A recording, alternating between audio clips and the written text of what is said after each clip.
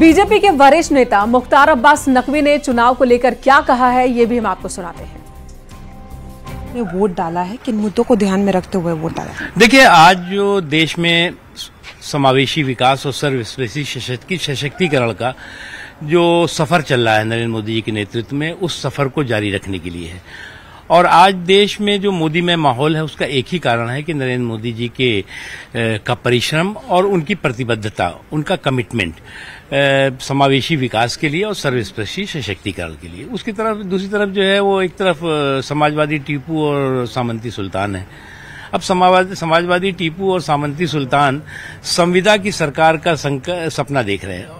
तो इस संविदा की सरकार का जो उनका सपना है वो उसका सुपड़ा साफ होगा और कॉन्ट्रैक्ट की सरकार नहीं बल्कि परफेक्ट सरकार, जो सरकार की देश के सम्मान, देश के स्वाभिमान और देश की सुरक्षा को महफूज और मजबूत रख सके। सर, आजम खान के फैक्टर को किस तरीके से देखते हैं और उस पर क्या कहेंगे? देखिए, क्या है, ये है प्रजातंत्र है और नरेंद्र मोदी जी के काम की गिनती ने कई कुनबों का जो है वो गढ़ जो है वो गड्ढे में डाल दिया है। तो इसलिए जो है वो ना नवाबो आजम का जो एक गढ़ हुआ करता था, ना नवाब का गढ़ है ना आजम का गढ़ है, ये जो है जनता का गढ़ है।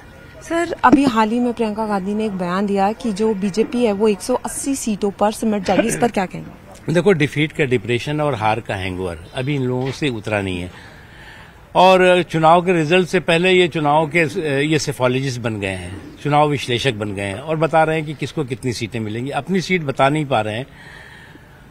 मोहल्ले का इनका जो है पता नहीं है, मोहल्ले में इनका जो है पूछ नहीं रहा है कोई इस इलाके में। और इनकी स्थिति ये हो गई है कि विपक्ष में आज जो है वो इस रण में रण बाकुरों से ज्यादा रणछोड़ बहादुर दिखाई पड़ रहे हैं। तो वो गिनती बता रहे हैं दूसरों की। सर, अभी अखिलेश यादव और राहुल गांधी की साझा रैली है अमरोहा में, उसके लिए क्या कहेंगे?